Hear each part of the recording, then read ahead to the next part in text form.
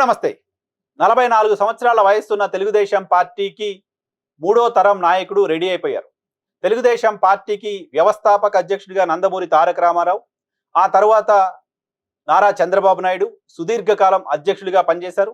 So ఇప్పటికీ నారా చంద్రబాబు నాయుడే అధ్యక్షుడిగా కొనసాగుతున్నప్పటికీ ఆ పార్టీకి తొలిసారిగా ఒక వర్కింగ్ ప్రెసిడెంట్ వచ్చారు. ఆ వర్కింగ్ ప్రెసిడెంటే మూడో తరం తెలుగుదేశం పార్టీకి సంబంధించిన నాయకుడిగా చూడాల్సి ఉంది.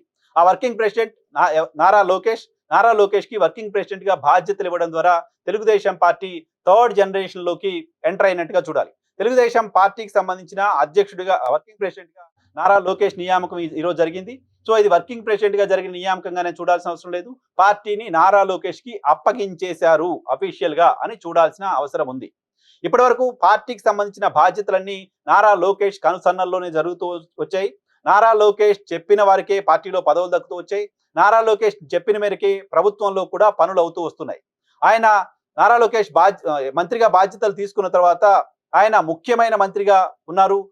ప్రభుత్వానికి సంబంధించిన ప్రతి నిర్ణయం, ప్రతి కార్యక్రమంలోనూ నారా లోకేష్ ముద్ర ఉండేలా ప్రభుత్వం వైపు నుంచి జాగ్రత్తలు తీసుకుంటూ వస్తున్నారు. అదే సమయంలో పార్టీ పైన కూడా తన ముద్ర ఉండేలా నిర్ణయం తీసుకున్నారు. తన ముద్ర ఉండేలా ఈ రోజు ప్రకటించిన కార్యవర్గాన్ని చూస్తే అర్థమవుతోంది. మొత్తం లోకేష్ టీమ్ గా కనపడుతోంది. లోకేష్ కు సంబంధించిన కోర్ టీమ్ గా కనపడుతోంది. లోకేష్ తో 2009 నుంచి 2008 నుంచి ట్రావెల్ అవుతున్న కీలకమైన నాయకులకు కార్యవర్గంలో స్థానం కల్పించడం కనపడింది. సుదీర్ఘకాలంగా తెలుగుదేశం పార్టీ పోలిట్ బ్యూరో మెంబర్లుగా కనపడుతున్న అనేక మంది పేర్లు ప్రస్తుత పోలిట్ బ్యూరోలో కనపడలేదు. తెలుగుదేశం పార్టీకి సంబంధించిన కొంతమంది నాయకుల మొహాలు చూస్తే వీళ్ళు పోలిట్ బ్యూరో మెంబర్స్ అని ఉండేది. దాదాపు 20-25 ఏళ్ళుగా పోలిట్ బ్యూరోలో కంటిన్యూ అయిన నాయకుల సంఖ్య చాలా ఎక్కువగా ఉండేది. వాళ్ళందరూ పోయి కొత్త తరం నాయకత్వం తెలుగుదేశం పార్టీ పోలిట్ బ్యూరోలోకి రావడం కనపడుతుంది. సో తెలుగుదేశం పార్టీకి సంబంధించిన వర్కింగ్ ప్రెసిడెంట్ గా బాధ్యతలు నారా లోకేష్ ఇప్పుడు తీసుకోవడం చాలా కామన్ గా క్యాజువల్ గా అనిపిస్తున్నప్పటికీ సరిగ్గా 4-5 ఏళ్ల క్రితం వెనక్కి వెళ్తే నారా లోకేష్ పార్టీని నడపగలడా, నారా లోకేష్ తో అవుతుందా, నారా లోకేష్ ని పెట్టుకుని పార్టీ ముందుకెళ్ళగలదా, ఇటువంటి చర్చ ఆ పార్టీలోనే ఉండేది. అటువంటి పరిస్థితి నుంచి ట్రోలర్స్ కి ఒక మెటీరియల్ గా ఉండే పరిస్థితి నుంచి నారా లోకేష్ తనని తాను ప్రూవ్ చేసుకుంటూ వచ్చారు. నారా లోకేష్ ఒక కీలకమైన నాయకుడిగా ఎదిగారు. నారా లోకేష్ ప్రతిపక్షాలకు ఒక కొరకరాని కొయ్యగా ప్రస్తుతం తయారై ఉన్నారు. యువగలం పాదయాత్ర నారా లోకేష్ సంబంధించిన మొత్తం పొలిటికల్ ఇమేజ్ ని పూర్తిగా మార్చేసిందని చెప్పొచ్చు. యువగలం పాదయాత్ర ద్వారా ఆయన తనని తాను మార్చుకున్నారు, తన భాషను మార్చుకున్నారు, సబ్జెక్ట్ పైన పట్టు పెంచుకున్నారు. అదే సమయంలో పార్టీకి సంబంధించిన క్యాడర్ కి పూర్తిగా దగ్గరయ్యారు. తెలుగుదేశం పార్టీకి సంబంధించిన క్యాడరు ఎన్టీ రామారావు తర్వాత తెలుగుదేశం పార్టీకి సంబంధించిన అధ్యక్షుడిగా నారా చంద్రబాబు నాయుడు ఉన్నప్పటికీ నారా చంద్రబాబు నాయుడు ఒక కలెక్టర్ గానో ఒక అధికారిగానో పార్టీకి సంబంధించిన క్యాడర్ కి నాయకులకు తెలుసు తప్ప పూర్తిగా తమని ఓన్ చేసుకున్న నాయకుడిగా చంద్రబాబు నాయుడు చూడరు. చంద్రబాబు నాయుడు ఒకసారిగా మాత్రమే వాళ్ళు చూస్తూ ఉన్నారు.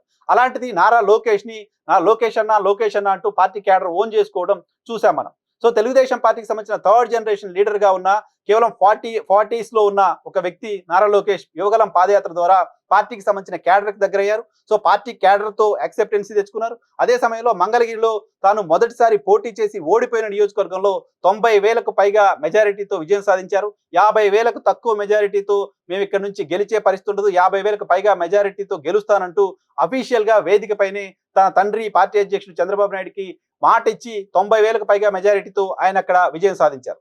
సో పార్టీ పైన పట్టు పెంచుకున్నారు.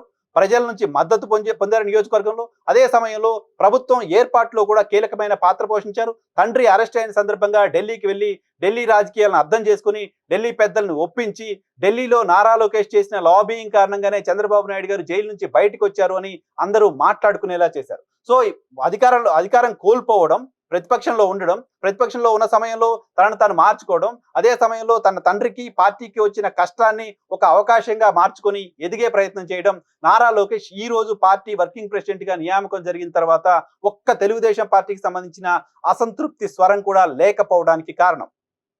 ఇదే ప్రకటన 4 ఏళ్ల ముందు 5 ఏళ్ల ముందు తెలుగుదేశం పార్టీ చేసి ఉంటే, నారా లోకేష్ వర్కింగ్ ప్రెసిడెంట్ గా చేసి ఉంటే ఖచ్చితంగా ఈ సమయానికి చేసిన గంటకో 2 గంటలకు అనేక మంది బయటకు వచ్చి మాట్లాడడానికి సంబంధించిన అవకాశం ఉండేది, లేదా అసంతృప్తిని ఎక్కడైనా వ్యక్తం చేయడానికి సంబంధించిన అవకాశం ఉండేది. కానీ ఈ రోజు అటువంటి పరిస్థితిలో ఏ ఒక్కరూ లేరు.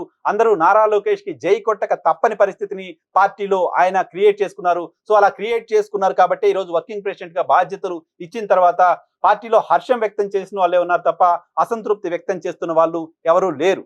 అంతేకాదు నారా లోకేష్ కి ఈ బాధ్యతలు ఇచ్చినప్పుడు ఈవెన్ ప్రతిపక్షాల వైపు నుంచి కూడా లోకేష్ ఏం చేస్తాడులే, లోకేష్ తో అయ్యేదా? ఇటువంటి చర్చ ప్రతిపక్షాల వైపు నుంచి కూడా లేదు. నారా లోకేషే కదా నడిపిస్తున్నాడు, నారా లోకేష్ కి ఇవ్వకుండా ఎవరికి ఇస్తారు? ఇటువంటి చర్చ ఉంది తప్ప నారా లోకేష్ కి అప్పగించారు, ఇంకా పార్టీ పని అయిపోయింది అని మాట్లాడే నోర్లు ఎక్కడా కూడా ప్రతిపక్ష పార్టీలో కూడా లేకుండా పోయి ఆ స్థాయిలో గడిచిన 4-5 ఏళ్లలో నారా లోకేష్ తనను తాను ప్రూవ్ చేసుకుంటూ వచ్చారు. సో ఇప్పుడు వర్కింగ్ ప్రెసిడెంట్ బాధ్యతలు మాత్రమే ఇచ్చినప్పటికీ తెలుగుదేశం పార్టీకి సంబంధించిన అధినేతగా ఉన్న చంద్రబాబు నాయుడు కేవలం గౌరవ అధ్యక్షుడిగా మాత్రమే చూడాల్సి ఉంటుంది.